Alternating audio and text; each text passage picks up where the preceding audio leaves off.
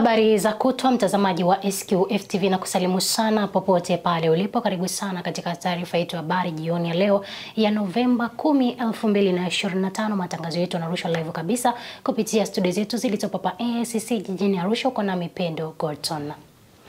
Soko la bidhaa Tanzania TMX limefanikiwa kuuza jumla ya tani 26,254 za korosho ghafi zinazozalishwa na wakulima wanaounganishwa kupitia chama kikuu cha ushirika cha TANECU Limited katika mnada wa kwanza wa soko la korosho uliofanyika mkoani Mtwara. Katika mnada huo korosho ziliuzwa kwa bei ya juu ya shilingi 3,520 na bei ya chini kwa shilingi 2,550 kwa kilo kupitia mfumo wa kidigitali wa TMX unaolenga kuongeza uwazi, ushindani na utija kwa wakulima nchini. Hivi leo tulipeleka sokoni tani 26,000 na kilo 254 ambazo tumeuza katika roti 105 na bei ya juu imekuwa shilingi 3,520 lakini bei ya chini 2,550.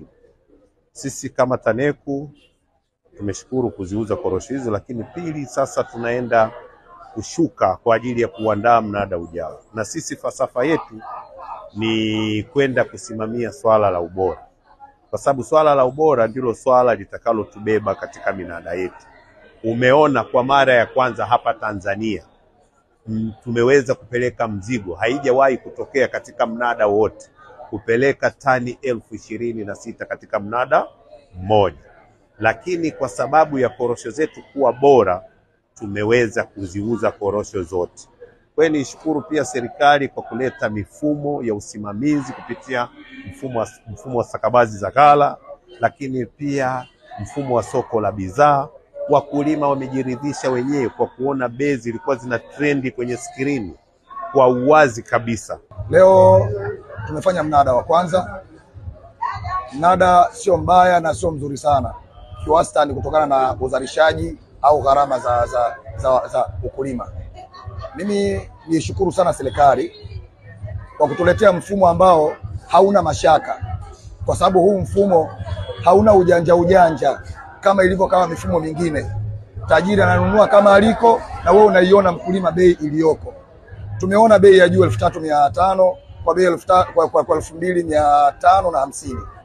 Kiwastani inaridhisha kiasi kutegemea kwamba gharama za pembejeo na vingine wanasimamia serikali. Kwa hiyo mimi niendelee kuishukuru serikali kuendelea kutusimamia wakulima, na nishukuru kwa kiasi ambacho wanatutizama kama wakulima, lakini waendelee kuboresha hizi bei, wazungumze na wafanyabiashara wazidi kutupa bei iliyokuwa mzuri, kwa sababu korosho ina gharama nyingi jinsi ya kuiandaa mpaka inafika sokoni. Mimi binafsi nimefurahishwa na hiki kitu, lakini pia tumewaomba wakulima wetu waendelee kutuamini viongozi wao, lakini pia tumewaomba hizi korosho ili tuzidi kupata bei nzuri waende wakazianike, kwa sababu sasa hivi mvua zimeanza kunyesha. Kwa hiyo wakizianika na zikawa kwenye ubora zaidi, naona bei itazidi kuongezeka. Lakini kama ambavyo mnafahamu, jana tulikuwa na changamoto ya mtandao. Tukarudia tena mnada leo ambapo tumebahatika. Mahakama Kuu Masjala Ndogo Dar es Salaam imeshindwa kuendeleza kesi ya uhaini inayomkabili mwenyekiti wa Chadema Tundu Lissu kutokana na upande wa Jamhuri kueleza kuwa wameshindwa kuwaleta mashahidi kutokana na hali ya usalama. Ilikuwa imekuja kusikiliza kesi ya uhaini dhidi ya mwenyekiti wa Chama cha Demokrasia na Maendeleo ndugu Tundu Antipas Mugwai Lissu, ambaye liko chini ya jopo la majaji watatu, Jaji Ndunguru, Karema na Kiwonde. Sasa itajua kwamba leo upande wa mashtaka ungeweza kuendelea na kesi yake, kuleta mashahidi wake ambao wanataka kusema kwamba mwenyekiti wa chama alifanya makosa ya uhaini. Lakini siku ya leo kwa bahati mbaya mshtakiwa ndugu mwenyekiti wa chama ndugu Tundu Antipas Mugwai Lissu akuwasilishwa mahakamani kwa kile ambacho upande wa mashtaka umedai kwamba kwa sababu za kiusalama. Lakini sisi wote tumefanikiwa kufika hapa mahakamani. Nadhani nchi yetu wa Dar es Salaam huko salama. Watu wote wameweza kusafiri, mabasi yanafanya kazi. Lakini upande wa mashtaka kwa wamesema kwamba unaomba kwamba kwa sababu za kiusalama haujaweza kumleta mwenyekiti wa Chama cha Demokrasia na Maendeleo mahakamani, akwepo mahakamani. Na baada ya hapo upande wa mashtaka ukaomba kwamba ukaeleza mahakama kwamba wenyewe leo utakiwa uendelee na kesi yake dhidi ya mwenyekiti na utakiwa ulete mashahidi wake ambao wanatokea Songea, siku nyingine wanatokea Iringa, watakiwa na Mbeya waweze kuja kutoa ushahidi dhidi yake. Sasa wakasema kutokana na sababu za kiusalama au mashahidi hawakuweza kuletwa, hawakuweza kutoka kusafiri kuja Dar es Salaam kwenye kesi. Kwa hiyo na wao waweze kujiandaa vizuri kuweza kuandaa mashahidi wao hawa waweze kutoa ushahidi. Kwa hiyo kwa sababu hiyo wakawa wameomba ahirisho la wiki 2. Kwa maana hiyo tarehe 10 leo mwezi wa 11 ukiongeza wiki 2 maana yake ni siku 14, ingekuwa maana tunazungumzia tarehe 24 au 25 ya mwezi huu. Jopo la majaji wao watatu, Jaji Ndunguru, Kionde na Karema, baada ya kuchakata hilo ombi wamesema kwamba hawakubaliana upande wa serikali kusema kwamba kesi iahirishwe kwa wiki 2, bali wameahirisha kwa siku 2, yani ya leo na kesho, na kwamba tarehe 12 ya mwezi wa 11 mwenyekiti wa Chama cha Demokrasia na Maendeleo ndio Tundu Antipas Mugwai Lissu aletwe mahakamani na kesi iendelee. Na mahakama imeamrisha kwamba ule hati ya wito wa kumuita mahakamani itolewe na aje upande wa mashtaka siku hiyo uendelee na kesi yake dhidi ya mwenyekiti. Maana yake kesi ya msingi sana. Sasa sisi tumeweza kuyaona hayo. Sasa bahati mbaya kwa sababu mwenyekiti anajiokisha mwenyewe hakuweza kuzungumza, lakini tumeona kama mahakama imeweza kutoa angalau muda kidogo ambao unaonekana ni mzuri, na kwamba siku hiyo tarehe 12 mwezi wa 11 2025 basi kesi hii itaendelea kwa majali wa Mwenyezi Mungu, na tunatumai kwamba umma utapenda kujua nini kinaendelea, uhaini ambao unasemwa dhidi ya mwenyekiti kama utaweza kuwekwa wazi, na kama sio uhaini basi tuweza kujulikana mahakama itatoa uamuzi gani. Kwa hiyo tunashukuru kwamba mahakama imeweza kuona kwamba ile njia ahirisho ombi la ahirisho la wiki 2 kwa kweli ilikuwa alimtendee haki mshtakiwa ambaye hakuwa mahakamani. Hata angekuwa upande ule angekuwa hata kesi imeletwa kwa njia ya kimtandao kwamba naye kule gerezani ameweza kusikilizwa, basi ingekuwa nafuu, lakini mahakama imeamua kusimama katika msingi ya haki na kusema basi imetoa siku 2 ambazo kwamba wale mashahidi wa serikali kuanzia hivi sasa huko kokote waliko basi wao waje, na tunafahamu mashahidi. Na tukirejea kwenye taarifa nyingine, wakili Selemani Matauka anayeongoza jopo la mawakili wanaomwakilisha makamu mwenyekiti wa Chama cha Demokrasia na Maendeleo Chadema Bara John Heche akizungumza na wanahabari kwenye viunga vya Mahakama Kuu ya Tanzania Masjala Ndogo Dar es Salaam kuhusiana na maombi yaliyofunguliwa na mteja wao dhidi ya mkuu wa jeshi la polisi nchini IGP na wenzake 5. Kesi hiyo inayolenga kushinikiza wajibu maombi kumleta Heche mahakamani au kumpatia dhamana ilitajwa hapo leo Jumatatu Novemba 10 kwa ajili ya kusikilizwa. Hata hivyo ikabainika kuwa jamhuri imeweka pingamizi. Maombi ya jinai namba 26287 ya mwaka 2025 kati ya Mheshimiwa makamu mwenyekiti wa Chadema John Wegesa Heche na Inspector General wa polisi na wenzake leo yaliitwa mahakamani, nikiwa na maana Mahakama Kuu Masjala Ndogo ya Dar es Salaam kwa ajili ya kusikilizwa. Sasa kama ambavyo tulitaarifu umma tarehe iliyopita kwamba upande wa wajibu maombi waliomba kuleta majibu yao, nikiwa na maana kiapo kinzani kujibu yale maombi ya mleta maombi, na ni kweli wameleta majibu na yalikuwa yametakiwa kuletwa sio zaidi ya jana tarehe 9 mwezi wa 11 2025, na walifanya hivyo, na sisi leo waliweza kutupatia nakala. Lakini pamoja na mambo mengine kwenye hayo majibu au kiapo kinzani, wameweza kuleta pingamizi la awali la kisheria. Kwa hiyo baada ya kuwa tumepata hizo nakala ya majibu pamoja na pingamizi la awali la kisheria, kama mlivyoona tulivyoingia kwa mheshimiwa jaji, tulieleza hayo kwamba tumepokea majibu kama nusu saa iliyopita. Sasa kutokana na mazingira yaliyokuwepo, pingamizi limeletwa muda mchache uliopita. Kwa upande wetu tukaona ni busara kwa faida ya mteja wetu tuweze kupata muda ili tujiandae tuje kufanya kile ambacho mteja wetu ametutuma kusikiliza, na mahakama sasa ipate nafasi ya kusikiza pande zote na kutoa majibu ya pingamizi la awali pamoja na maombi kwa ujumla. Kwa hiyo Mheshimiwa Jaji amepanga tarehe 13 mwezi wa 11 2025 saa 4:30 asubuhi maombi yaje kwa ajili ya kusikilizwa kwa pamoja na pingamizi la awali la kisheria ambalo limeletwa na wajibu maombi. Kwa hiyo kwa kifupi ni hayo tu. Tumerudie jina la kwangu. Mimi naitwa wakili Selemani Matauka, lakini kwa pamoja nipo na mawakili wenzangu ni Mr. Paul Kisabo, William Madu na wengine pamoja na Fredrick Msaki, Doris Sarun na Kafuku, lakini wao wameshaondoka, lakini wote kwa pamoja tulikuja kwa ajili ya kumwakilisha Mheshimiwa Heche. Amlifanikiwa kuonana Heche labda na hali gani kwa alipo anasema? Kwa ukweli kwa hizi siku mbili hatujaweza kufanikiwa, lakini kwa taarifa ambazo tunazo ni kwamba juzi na jana hali yake haikuwa mzuri na aliweza kufikishwa hospitali ya taifa Muhimbili kwa ajili ya matibabu zaidi. Kwa hiyo tukitoka hapa tutaweza kufuatilia zaidi ili kuona hali yake inaendeleaje, lakini kwa wakati wa siku mbili zilizopita hali yake haikuwa mzuri. Kijana Israeli Mdoe, mkazi wa mkoani Arusha, amesema tukio lililotokea Oktoba 29 limemwachia ulemavu wa kudumu na maumivu makali baada ya kukatwa kidole chake cha mkono wa kushoto mara baada ya kushiriki zoezi la kupiga kura katika uchaguzi mkuu.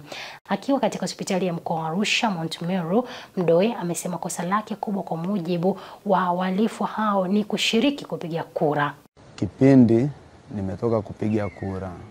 Nilipiga kura, baada ya kumaliza kupiga kura ilikuwa ni mida ya kwenye saa 7 ninavyokumbuka. Nikakutana tu na wananchi ambao siwaelewi, wakaniletea shida baada ya kuniona kidole changu hichi kina wino.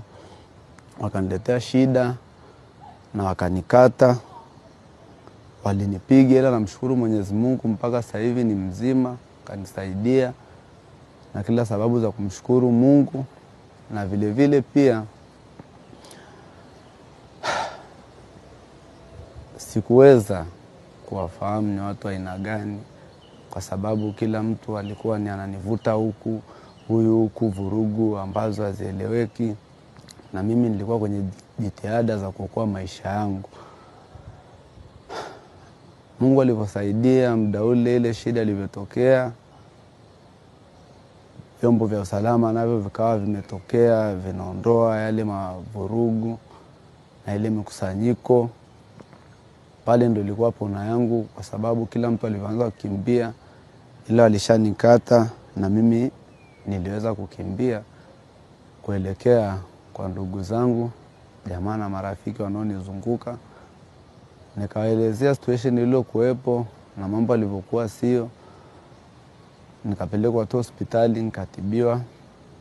Baada ya hapo tukaendelea tu na maisha mengine, ila mpaka sasa sina amani kiivo, japokuwa amani ipo, ila tu na wasiwasi kutokana ile vurugu.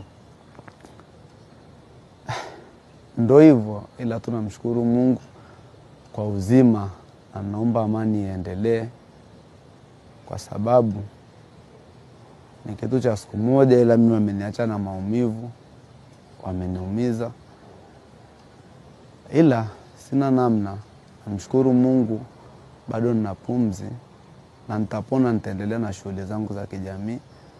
Shida kubwa zaidi ni ilivyoonekana nimepiga kura. Ilivyoonekana nimepiga kura ndio ilikuwa shida kuu. Kwa nini umepiga kura? Umempigia nani kura? Vurugu. Yani ilikuwa nini vurugu. Na changamoto kubwa ni mimi baada ya kuniona nina wino wa kupiga kura. Kelele tu zikaanza kutokea, wanakuja nini. Ile sasa na mimi ni binadamu, lazima nishangae ni kitu gani. Kwenye kushangaa ndo ile huyu ana wino, kapiga kura, kila mtu sasa wakukamata, wakuvuta.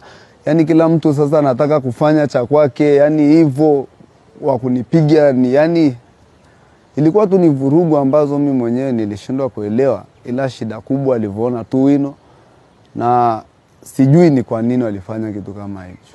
Lakini mimi sikuona mabango, ila tu ni vurugu.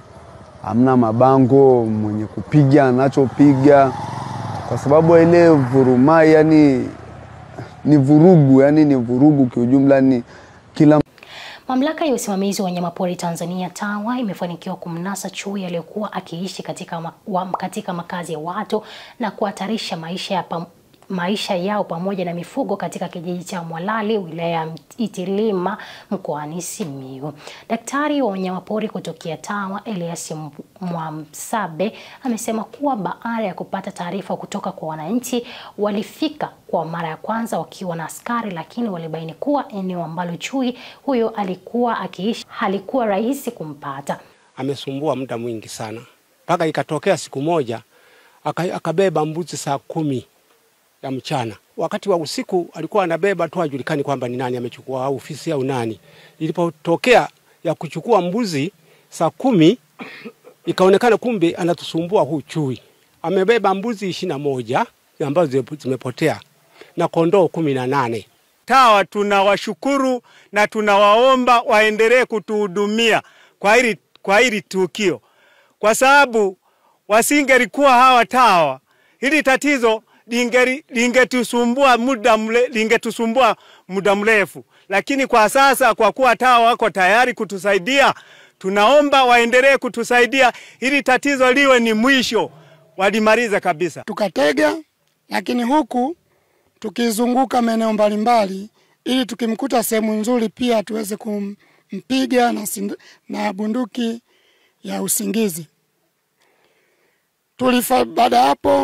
Baada ya kufanya hayo yote, tukatega, tukamkamata kwenye mtego, tukampa dawa za usingizi, hatimaye mpaka kumkamata. Niwahakikishie wananchi wa kijiji cha Mwalali na vijiji jirani, hii doria ni endelevu.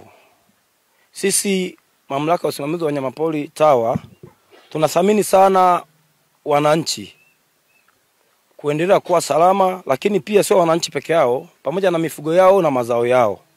Kwa hiyo niwahakikishie na niwatoe hofu kwamba tutafanya jitihada za kushirikiana, na hii doria ni endelevu mpaka hapo tutakavyojiridhisha kwamba mazingira yao yako salama, ili na wao endelee kuendelea na shughuli zao za kiuchumi na za kijamii bila wasiwasi. Na mtazamaji, huu ni mwisho wa taarifa ya habari, na kufikia sasa sina la ziada. Asante sana kuchagua na kutazama SQF News jioni ya leo, lakini nizidi kukukumbusha huduma ya ambulance inaendelea ndani ya SQF hapa. Endelea kutupigia simu upate huduma zetu mbalimbali popote pale ambapo utakuwepo, lakini bila kusahau Malolo Tabora upasuaji mdomo wazi ambao utafanyika bure kabisa kuanzia tarehe 17 hadi tarehe 21. Sasa wewe mzazi, mtu wa karibu ambao unasikia taarifa hii, mjuze na mwingine. Kwa niaba ya wale tulioshiriki kuandaa habari hizi jioni ya leo, ulikuwa nami Pendo Gotton, nikutakie jioni iliyokuwa njema. Bye kwa sasa.